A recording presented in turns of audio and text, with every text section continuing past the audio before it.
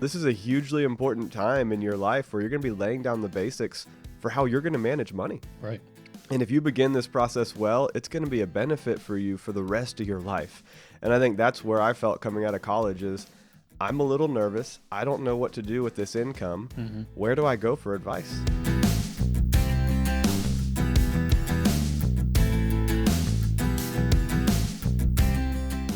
Welcome to Getting Money Right, a show dedicated to helping you achieve financial freedom through education and inspiration, so you can be free to pursue your true life's purpose. We are your hosts, Leo Sabo and David Thompson, and on this episode of Getting Money Right, we're going to discuss the best financial steps for a college graduate. These steps will actually be valuable for any of our listeners, but we especially want to congratulate all the graduates and give them a head start in their finances.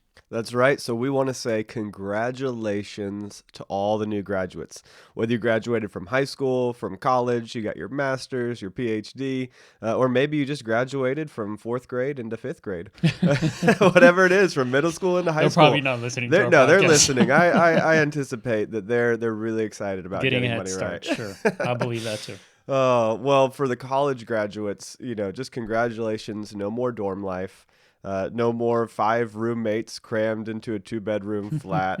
I remember those times. Yes, no more bland college meal plans, staying up all night and studying for end-of-year exams.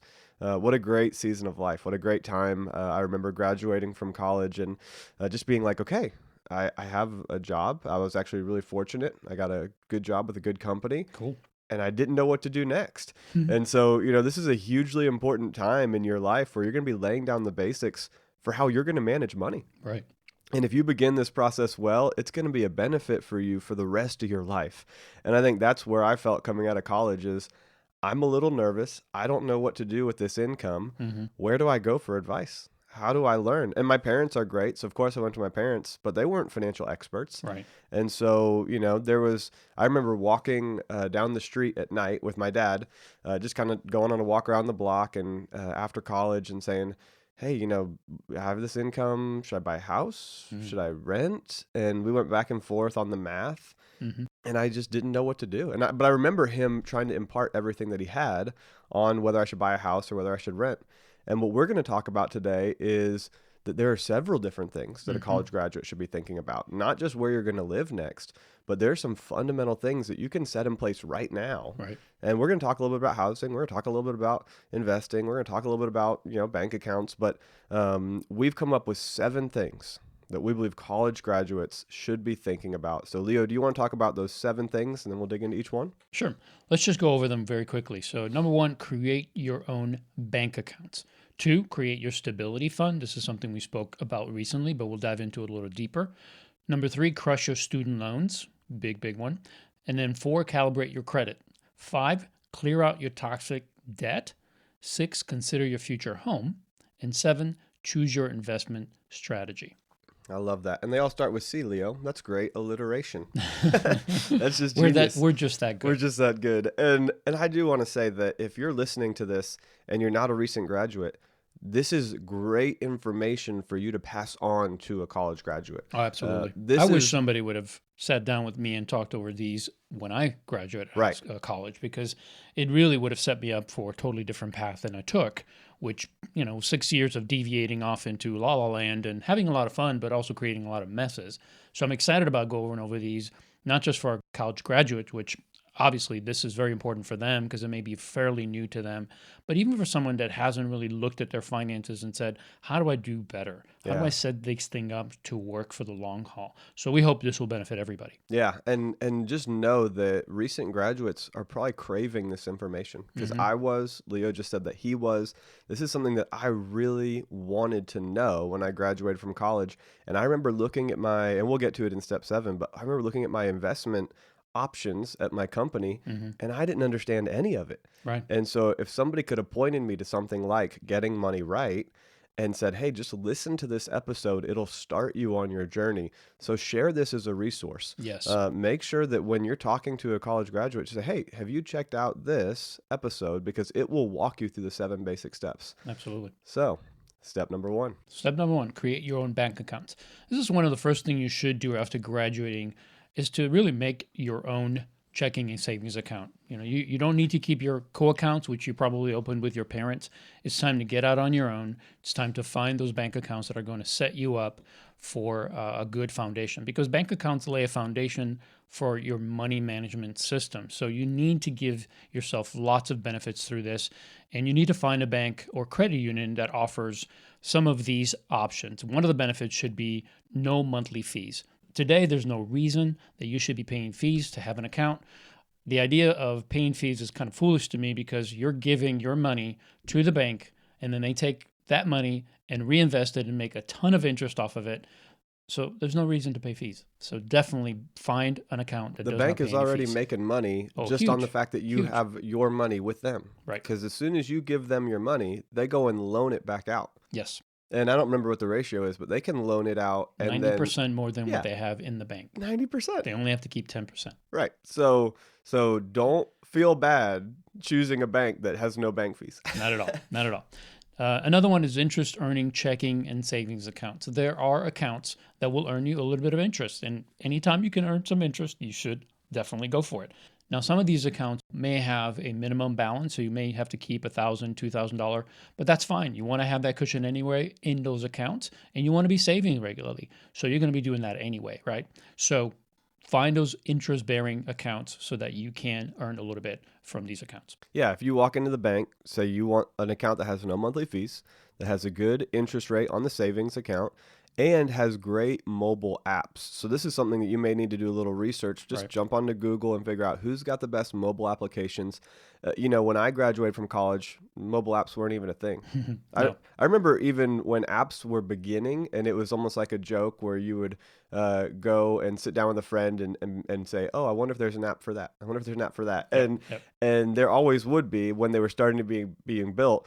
It's amazing what's out there now. I do almost all of my banking through the apps on my phone. I think I do all of my banking online or through the app. I even have an app now with one of my banks where you can take a picture of the check that you get. Mm-hmm. So you don't have to go to the bank and drop the check off. You take a picture of the front and the back and you center it just right, and they deposit your account with the money that's in the check. I mean, it's unbelievable. Yep. It is unbelievable how cool it is. So I couldn't go to a bank now that doesn't have a great mobile banking system, whether it's online or just through an app. And both the app and the website should have easy transfer options. They should have free bill pay and, of course, mobile deposits, because things are changing. And the reason it's changing is because most people will not go to the bank. They'll go to the ATM. They'll do either their transactions through the ATM, but most of it is done through an app, because you could do really everything that you need to do connected to the bank through the app.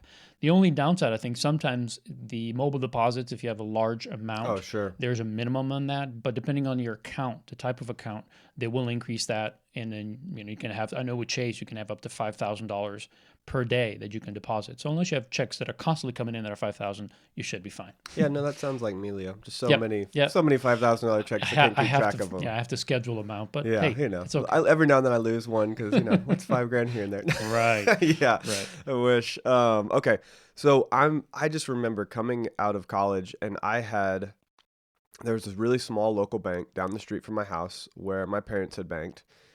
And it got bought up by another small local bank. And about that time, I don't know how old I was, maybe 17, 18 years old. My parents took me down to the local bank, and we opened up accounts. And so I had co-accounts with my parents.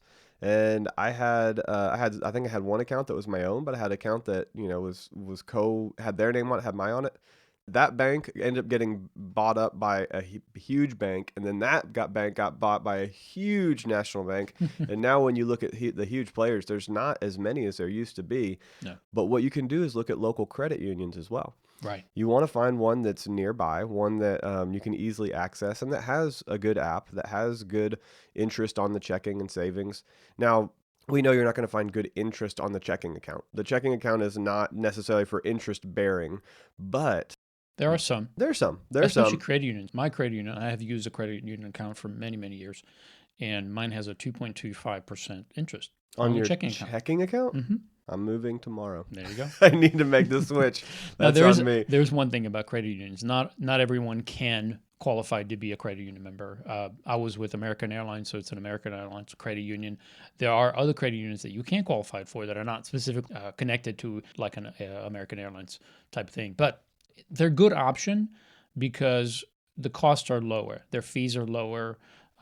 They do things a little bit different, and that's why I've stayed with them. I really like the way they work. However, you realize that a national chain like a Chase or a Wells Fargo, they're just going to have better options, probably better apps, more locations if you do need to go in person. But for me, that's not a big deal. So Yeah. I'm going to go down to American Airlines Credit Union and I'm just going to tell them, well, I'm friends with Leo Sabo. that's right. Well, that'll do it. We co-host a podcast called Getting Money Right, and I'm pretty sure they'll let me open an account. It'll be fine.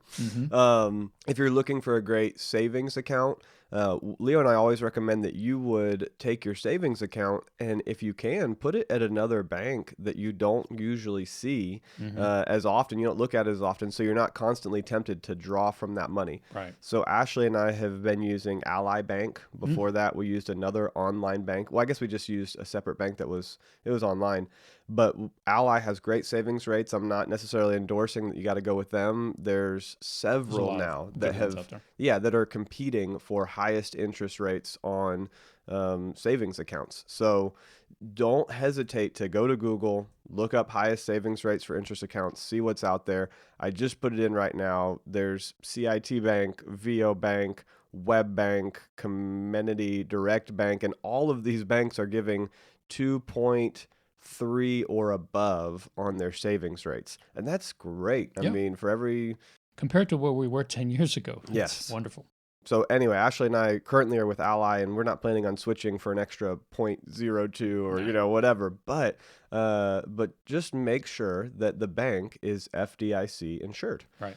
And as long as it is FDIC insured, then it is going to be a safe place to keep your money, because if the bank goes under, if any issue happens, the government has basically promised and insured that they will make sure you get your money back up to a certain amount. And off the top of my head, Leo, what? It's 250,000. 250. Okay, that's what I was thinking.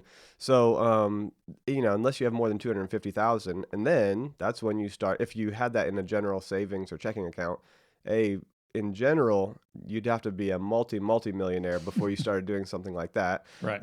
Because most of your investments, when you get to that large sum of money, should be in investment accounts. Right. It shouldn't be in your local checking account. But if you did happen to have, 250, then open up another bank account at another bank and begin saving there, because then it'll be insured FDIC in multiple locations. So if I had $1 million I just wanted to keep in savings, I would open up 4 different bank accounts from 4 different banks. Or you can keep them at the same bank, but you would have to do separate accounts. Yeah. Because each account is up to 250, I believe. So I'm looking at the standard deposit insurance is 250 per depositor per FDIC insured bank. Okay. So I stand corrected. Yeah. So then we'll go and I mean, we're just throwing out numbers here, but if I had $1 million and I were not investing it at the moment, I had some reason where I might need access to it shortly, then I would put I'd put 250 at Ally, I'd put 250 at, CID, 250 at Chase, 250 at Wells Fargo, whatever. I mean, you choose the bank. What we're talking about is if you're going to have that kind of money in a bank account, hopefully it's in a mutual fund or it's invested somehow into an investment, not in just a savings account. Yeah. Because you're going to, especially at that amount of money, you don't want to earn 2.5%, 3%. Right. You want to earn more than that. So exactly. Definitely move that money to an investment account or something that's, again, not just a basic savings account. Yep. Yeah, and I love that that it is up to 2% now at most banks now if you're doing your savings account, because that is keeping up with inflation. And it used to be where it was like 0.05% on savings just a couple of years ago. And I remember you're basically losing money by keeping it in the bank. Right. But at the same time, having your emergency fund, that was still the right thing to do. It's got to be liquid so you can access it. It was insurance for you more than it was, an investment. So anyway, all that said, if you've recently graduated from college, open up your own bank accounts, choose your bank, look for this list. Just go in and say, I'm looking for no monthly fees, a good interest rate on my savings account. And I would say a good interest rate on a savings account is 2% or above. Great mobile apps, something that you're comfortable with, easy transfer options. Ashley and I transfer money internally at the bank all the time from one account to another. Right. Free bill pay, mobile deposits. That's what you're looking for. Right. So the second thing that a college graduate should be thinking about is creating a stability fund. We've recently did a episode called 4 Financial Steps to Purposeful Living, where we dive into this topic of creating a stability fund. Some call this an emergency fund, but we call it a stability fund because we realize that by having this account, it'll help you in managing your budget. And that's something that obviously you should have and you should be living from. So if you have a stability fund, this is going to be that overflow that's going to allow you to take care of situations that come up that are either beyond your budget, whatever you've set aside for that month, or an emergency that might come up like a car repair, maybe even a medical procedure that needs to happen. So this is what we recommend for you to have. And it's really about saving before you're spending. This is something that we always recommend that you save before you spend so you can experience stability not only today, but also in the future. That's right. Leo really taught me this concept of having shock absorbers on your financial life. That when you're driving your car, you've got those shock absorbers so that when you hit bumps, you don't feel it as heavy when you're driving. Well, when you've got the stability fund, if you hit a little financial emergency, you don't feel it as much. Right. It's still going to pinch a little bit. You're going to notice that it happened, but if you've got the stability fund, you can easily spend $1,000 at the doctor to make sure the bill is covered. Right. You can easily go down and get your tires replaced if there's a problem and one of your tires blows out. Having that there is so helpful. Now, long term, over time, you're going to have little emergency funds or little funds that are medium term funds to replace your tires and funds that are going to be set up for when you go to the doctor. So, of course, you want to go back and listen to the budgeting episodes and dig into everything you should be setting aside a little bit for every month. But the great thing is there are things that you're not going to have in your mind that before they happen for the first time. And when you have the stability fund, it allows you to be okay. Right. You lose your job for a month or two, or they cut your salary for some reason, or you're in sales and you don't get as big a commission. You ride it out and you're stable. Yeah, because this fund, you start out with 1 month's living expenses as a start, but then eventually you want to build that up to a 3 to 6 month stability fund so that you can, like you said, if there's a job gap or some emergency medical leave, something like that, you can continue to operate as you have in the past, get through this season, and then go right back into what you were doing before once the income is replaced or you go back to work. So that's the idea about having the stability fund. The idea there is that you stay on budget. You don't begin to spend money that should be set aside for other things. You're just staying on track and your plan continues to operate the way you intended. That's right. Think of the stability fund as an investment in yourself. This is to keep you calm and cool in the heat of a potential crisis. In the moment of potentially losing your job, you can stand there and say, okay, no problem. I'm going to leave this place of employment with dignity and I'm going to move into the next place because I'm not worried about it. You can be emotionally calm because you have the stability fund in place. So, Leo, what's the third thing that a college graduate should be thinking about? Number 3 is crush your student loans. This is a big one. We've seen that trend of more and more student loans becoming a real problem. And we're actually going to spend more time on this by going into a more detailed future episode. For now, we want to touch on a couple of things that you should do right away. Yeah, when I'm thinking about crushing your student loans, I'm thinking about the recent thing that came out in the news. This year, 2019, the Morehouse College graduating class got this massive graduation gift from their commencement speaker. You've probably heard about it. Oh, yeah. Robert Smith said that he is going to pay off all of their student loans for the entire graduating class of 2019 at Morehouse. Pretty amazing. His family is creating a grant, and I don't remember the exact number, but it's somewhere to the tune of like $40 million. It's a lot. Which is incredible. That's just one graduating class from one college, $40 million. Yeah.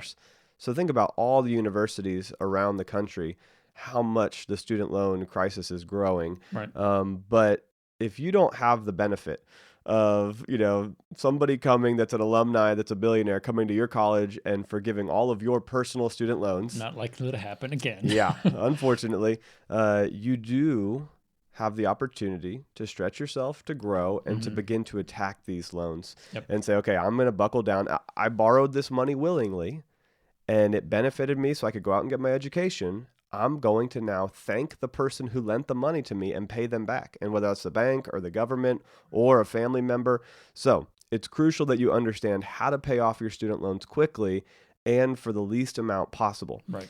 Of course, the best way to say goodbye to your student loans is to have them forgiven. And so, in another episode, we're actually going to dig into student loans and the forgiveness programs that are out there.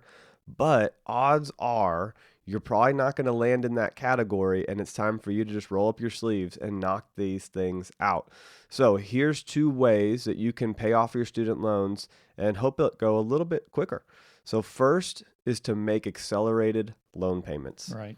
So if you get paid every 2 weeks, which a lot of companies do, it's bi-monthly or every 2 weeks. Yeah, every 2 weeks. So it's a great strategy to go ahead and just make your payments every time you get a check. Mm-hmm. And so if you are getting paid bi-weekly every other week, then you actually get paid 26 times in a year, as opposed to someone who gets paid bi-monthly twice a month, because they only get paid, there's 12 months in a year, they get paid twice a month. They only get paid 24 times in a year. Right. If you're getting paid 26 times in a year and you make that extra payment, you've essentially made 2 extra payments towards your student loans, Right. which will dramatically reduce the length of time that it takes to pay them off. And it's going to reduce the amount of interest that you pay over time. So if you're getting paid bi-weekly, go ahead and cut a check every 2 weeks. Don't just send it once a month. Send it every 2 weeks whenever you get paid. It's a way that you can pay off debt. I think it's a great way to create that extra income that you can set aside for something you want to pay off. And student loans is one of those things that, as a recent graduate, you really want to focus on. Another one is to pay more than the minimum. This is really big because if you're just paying the minimum payment, there's a good chance the way the loan is structured is that you're going to have a much, much longer than 10 or 15-year target. You may be looking at 20, 25 years. And what's really sad is what I've seen, David, and I know you've run across this too, is we've counseled people that are in their 50s and 60s that still have student loan debt. From their college days of it's 20, incredible to me. 22, It's not from 23. their kids. Right. It's from their own student loan debt. And the only reason that happened is because they either deferred payments or they paid the minimum payment and then stopped for a while and then started up again. So it's just sad to me to see so many people doing that. Now, when I graduated college, I did have a student loan. It was at that time, early 90s. It was 1990 actually when I graduated. And I had a student loan that was, I think, $5,600 or $5,200. I can't remember for sure. But it was a little over $5,000. And I remember looking at it and thinking, okay, when I get to make this payment, I want to make it as low as possible because, I don't have a job yet and all of that. So I didn't do the right thing. I didn't contact the bank or whatever it was, having lack of financial education. I thought they were just going to automatically do that. Well, they didn't. It just automatically came, and the payment was like $128 a month or something like that, which was a lot for me back then. Oh, absolutely. And I remember, oh gosh, I need to go back and fix it and change it. And then I looked into doing that, and I thought, well, then I would have to refinance and go through a different bank. And I just decided, you know what? I'm just going to go ahead and do it. I'm just going to pay it off. And I paid it off in 4 years. Wow. And I'm so glad that I did not stretch it, because I could have easily stretched it for $50 a month for the next 10 years. Yep. But yet I paid it off in 4. And I'm telling you, that was such a great feeling knowing student loan's done, my education's paid for.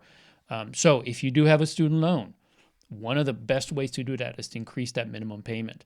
Don't just pay the 50. Don't go for, sometimes you see these programs where they set the payment based on income level. Yeah. And that's okay. We're going to talk about this in a future episode. That's okay if you're looking for forgiveness, if you're in that forgiveness loan program. If you're going through one of those, because then you don't want to pay as much because the rest of it's going to be forgiven. So that Right. makes sense. But if you don't qualify for that, then, man, put as much money on that sucker as you can and pay it off as soon as you can. Yeah. And in general, Leo and I are always going to lean towards telling you to just buck up and pay it off as fast as you can. Even when we look at these loan forgiveness programs, we're going to go in depth because you might qualify, and we want you, if a government entity has decided that you are valuable enough to hire and pay and then also forgive your loans, we want you to enjoy that benefit. Sure. So we're not opposed to the loan forgiveness programs, and we're going to do a whole episode on it. But most people just need to say, hey, I borrowed this money and I'm going to honor the commitment that I made, and I'm going to pay it back, and I'm going to do it as fast as possible so it doesn't hold my family back for a decade, for 2 decades, for 3 decades. I'm going to knock this thing out quick. I'm going to get aggressive with it. And so, when I graduated from college, I had 15,000 in student loans, I had a little bit of medical debt, I had a little bit of car debt, Mm-hmm. and I chose to dramatically change my lifestyle by living at home with my family Yeah. so I could pay that debt off. Right. And it made a huge difference so that when Ashley and I got married, I moved out from my parents' house and we had no debt. Yeah, that's huge. And it was Makes a amazing. big We difference. had no payments to no one. Mm-hmm. It was great. Not even car payments, not even credit cards, not it was just we're completely financially free and Man, I ready wish to I could start say our that. life. Right, That was right. not the case for me. But just think of it this way. If you're getting married and you have student loan and then your future spouse has student loan, you could be having enough student loan combined the value of a average price home today. You know, Yeah. 150, 200, $250,000, Yeah. depending on the kind of loan that you took out. So if you're paying more, let's say you owe $50,000 at a 5% interest rate for 10 years. You know, if you pay a minimum payment, it would be about $530, right? But it will cost you about $14,000 in interest. So 10 years, it will actually cost you $64,000 in Yeah. total, right? Yeah. 14,000 in Yeah, interest. That's almost a 14,000. third of what you borrowed in the first Exactly. place. Exactly. I mean, that's It's a lot it's just crazy. because it's You could 10 buy a years. car with that, right? I mean, yeah, that's so anyway, keep going. I'm Yeah. just thinking So, about that. but if you pay just an additional $100 each month, you'll save $3,000 in interest and you'll pay off the loan 2 years earlier. That's awesome. So, and that's just $100. Right. You can scrounge around and get $100. You can spend somewhere a little bit less so you can make that happen. But what if you did 200, 250 more? Right. What if you Right. spend $1,000? What if you did what David did, which is, stay with your parents an extra 2 years and put all of your income toward that student loan, pay it off, get rid of it. Then you'll be able to have a strong foundation to start your life. That's right. There's so many things that unfortunately people are putting off because of student loans. And we're actually going to talk about in the episode we're doing on student loans of the consequences of student loans to young people coming into adult life and marriage, having children, job choice. So many things are being impacted in a negative way because the student loans are so high. So we're recommending is that not only do you make that minimum payment, but then you add additional to it, and also that you really accelerate the loan payments any way that you can do it. Yeah. Just Pick do up it. an extra job, be a barista in the evenings and sell a little bit of coffee, maybe do a side gig. Because as you accelerate those payments, it disappears way faster. You go from 14,000 in interest to maybe only paying 4 or 5,000 in interest. You can save yourself 10 grand, which is amazing. Yep. So one thing that's really important is that when you send more than the minimum payment or you make bi-weekly payments, make sure that if you're doing it online, it's usually pretty easy, but if you're mailing it in, you want to put a note that says that for sure that money is going towards the principal of the balance.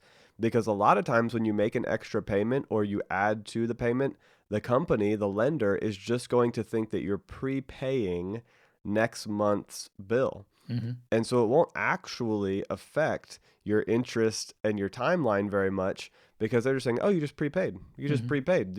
We're not actually going to reduce your interest because you're just prepaying the next month's interest. Right. And so you want to make sure that it goes to the principal. And sometimes there's a box that you check if you're filling it out online. There's a note that you can attach to a check that you're mailing to the company. So just make sure that it's going towards the principal balance, because as the principal goes down, the overall amount you owe, that is when the interest goes down over time. And then you're paying less interest, which means you're accelerating even more paying off that debt. So the idea here is that when you make that extra payment, whether it's part of the same check or an additional check, is that you want that to be credited to your account on the day you send it, the day they receive it and actually make the deposit. So you don't want them to wait 2-3 weeks or not put it in there and say, oh, we'll just give you credit for next month, and then you'll get a bill that says, hey, you don't have to pay for the next month or two. You don't want that. You want that principal to be knocked down more and more, because then your interest that you're paying on that loan will begin to diminish as that balance goes down. Yeah, that's right. Okay, so we're going through the 7 tips for college grads to manage money like a grown-up, to really knock it out like a champion. And so we've started with create your own bank accounts. We stepped into creating a stability fund, which if you want to go more into the overall 4 steps for purposeful living, go back and listen to episodes 72 and 73. Then we talked about crushing your student loans. We're going to do a whole episode on loan forgiveness, probably episode 77 or 78. It'll be coming up soon. Next time, we're going to talk about calibrating your credit, clearing out toxic debt, and then considering your future home and starting to choose your investments wisely. So all of these 7 steps are really going to allow you to have a bright financial future. And so we wanted to say thank you for listening through on this episode. If you're enjoying the podcast, please go and rate it and review it and subscribe to it. As you add more ratings on, the 5-star ratings have been a huge blessing. I think we've now got just about over 100 5-star reviews.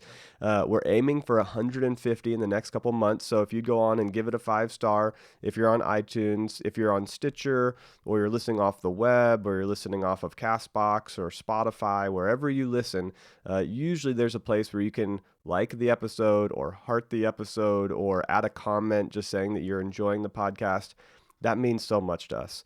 If you would be willing to jump onto social media, follow Leo and I on social media, you can see that Leo puts out each episode every week, and then you could share that with a friend. And it would mean so much if you go to the little, there's those 3 dots on your phone, click it, share the episode, just send it in a text to somebody and say, hey, I thought this might benefit you. That would be a huge blessing. Especially recent graduates. Especially recent graduates. That's right. I was at a breakfast for business leaders in the area just yesterday, and I ran into a local attorney that is just an incredible guy. And I was talking to him, and he said, oh, I've been really enjoying the podcast. And out of nowhere, I mean, I haven't seen this guy in 4 or 5 years, and he's an incredible business leader in his area of law. And he just comes up and says, hey, but I've really enjoyed the podcast. And then him saying that to the person next, like we were in a group conversation, right. The person next to him was like, oh, I didn't know you had a podcast. Let me see it. And so then we got to share it with somebody else. So just even a little comment, it meant the world to me. Sure. The fact that somebody I knew from 4 or 5 years ago, but hadn't really connected with in a long time, was listening to the podcast, and then in that moment shared it with someone else. Yeah, that's huge. It made me feel like $1 million. Because it's a personal reference. It's not just something you see. It's someone that you value and you care about what they say tells you, hey, I listened to this thing. It's helped me. Check it out. Yeah. It means a lot. It means a lot. If you are enjoying it, be that person. Share it with someone else so that they can also benefit. Yeah. Yeah. And then along with that, go to stewardshippastors.com and click on the Jesus on Money book. It's coming out soon, so you can pre-order, and I put it to where you can pre-order for $15 a copy. But then if you get 2 copies, it's $28. So then it's only $14 a copy. And if you get 5 copies, it goes again down in the amount that you're paying per copy. So I've scaled it. So the more you buy, the cheaper it is. And with that, prepay, order 5 books. Use those to bless someone you know. So I would recommend you check that out. Jesus on Money. It's coming out soon. You're going to love getting to see the book covers too. Those are looking really nice. And then jump onto leosabo.com. and go through the Budget Like a Ninja course. It's free. It's one of the first things that you'll see on his website. Check out all the cool resources that he's built, because this is what allows you to actually manage your personal finances. There's a great way to track your expenses, to create your budget, actually listing out based on, there are guideline percentages. Oh, how much should I be spending on housing? How much should I be spending? How much should I be saving? How much should I be putting towards retirement? Go in there, fill those forms out. Do that with your spouse. If you're married, if you're single, or if you're dating someone, do it as like a date night and say, hey, let's see what it would look like to combine our finances one day when we're married. Ashley and I did that while we were dating. And we said, okay, let's look at Ashley's income. Let's look at my income. What would it look like for us to live on this? What's a realistic lifestyle? And from there, we were able to decide, okay, we can live in this city, in this kind of apartment for the first 2 years. If we save, then we'll have a down payment and we can buy this kind of house in this city. So it just allows you to cast vision for your life together. Honestly, it's such a great tool for a relationship, because it allows you to kind of project out and dream together and think of the future and think of the thoughts and desires that are in your heart and say, we want to get money right so that we can pursue our true life's purpose.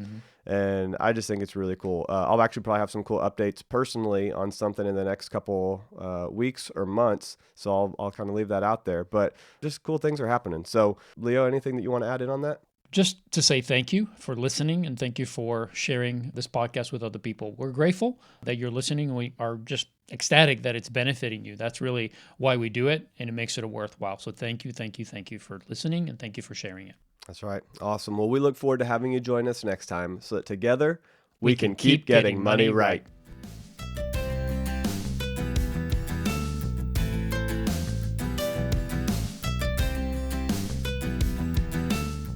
So we're recommending is that not only do you make that minimum payment, but then you add additional to it, and also that you really accelerate the loan payments any way that you can do it.